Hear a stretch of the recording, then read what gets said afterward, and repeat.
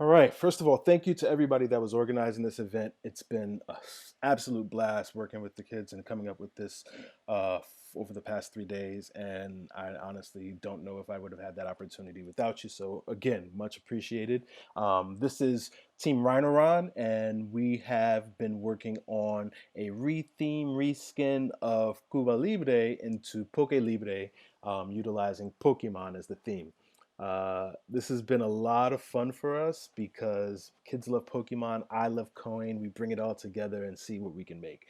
Um, the first thing that we should say is that Poke Libre is about the island of Baku, and Baku is a newly discovered island in the world of Pokemon where there are all of these wild Pokemon that have been discovered. The league is basically trying to set up and say, hey, we're establishing this as a new hub for Pokemon activity, and we want to build as many arenas as possible so that we can broadcast to the world all of the amazing things that are happening. They've got their researchers, the professors and such, that want to study these new Pokemon and be able to do new tests and et cetera, et cetera. And then there, of course, are the trainers. The trainers want to come and catch them all. So they want to come to this island where all these new Pokemon are and be able to catch as many of those Pokemon as possible. The unfortunate thing is that these Pokemon were fine without them, and they are not too happy about the fact that these new folk are coming in and trying to take over the island. And so a contingent of them has decided it's time to fight back, and that is represented as the red team, which is the indigenous forces. It's just a three-player coin. One of the big changes, or not really big, but one of the changes we did to the sequence of play was that now if you take a limited op, you'll remain eligible, and that's sort of to account for the three-player sequence of play. The victory conditions for Poké Libre varied, of course, are varied across each of the factions. So for the league, the goal is to build as many arenas as possible so that they can broadcast during the tournaments. They can broadcast tournaments of players having battles in the arenas. And the more broadcasts that they have, that's going to increase their victory condition, in addition to garnering the support of their efforts across the island. For the trainers, they just want to catch them all. And that is, they want to capture as many of these new Pokemon as possible, and they want to go to the arenas and battle with these new Pokemon to gain their fame. So their victory condition is about the number of captured and the number of broadcasts that can go off. Meanwhile, the indigenous population wants to get the island in full opposition, or as close to full opposition as possible, and then they want to bring out their legendary. So the legendary are their red discs over here, and they can get their red disc in these three locations on the map, is where we would call them landmarks. These are the landmarks where these legendary are known to live. And so they can get those legendary there. And if they have all three of those legendary, they can place their fourth one inside of a city. And so they want to try and protect and bring out their legendary, as well as getting the opposition, rising the opposition. So how do they do that? Let's look at the league first. They have four standard operations. The first is the hire, which is just getting themselves professors, which they can do inside of any city. They can travel with a trainer. So they can move with a trainer into a district or into a region. The other thing that they can do is they can battle. They have the fewest number of units. They only have 6 researchers, so they don't want to be battling too often because that can be limiting the number of pieces that they have on the map. But the thing that they really want to do is they want to publish. So they are sending their researchers out to find the Pokemon, and then if they study those Pokemon, they can get reports. And those reports, once they bring them back into the cities, they can publish those for the fame and notoriety of what they've learned about these Pokemon. And that one increases public opinion overall, but also increases the support to try and get to their victory condition. I started talking about the Pokemon, and if you look right now, there's actually no Pokemon on the map, and that was one of the things we were trying to figure out. We wanted to make sure that there was an aspect of that seeking out and finding the Pokemon and then having to capture the Pokemon, etc. So in order to do that, we have this D10, and every faction has their own D6. And so at the start of the game and during all of the tournament reset phases, each player rolls a D10 and a D6, which tells them, the D10 tells them which region they're going to be targeting, and then the D6 tells them how many Pokemon they're going to be placing into that region.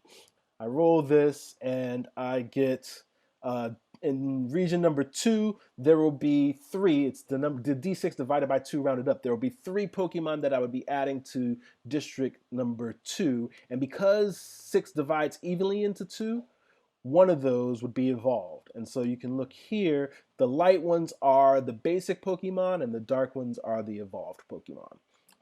And so everybody gets to do that at every tournament phase and at the start of the game to be able to populate. In addition, whenever there's movement, whenever the trainers or the indigenous move across move from space to space, they can do another roll of a d6 to see if there are any Pokemon in the space that they've moved into. And this sort of keeps the Pokemon popping up, which allows for the study of them by the league, the capturing of them by the trainers, and the indigenous can actually convert those Pokemon and to be able to give them more forces, more guerrilla forces.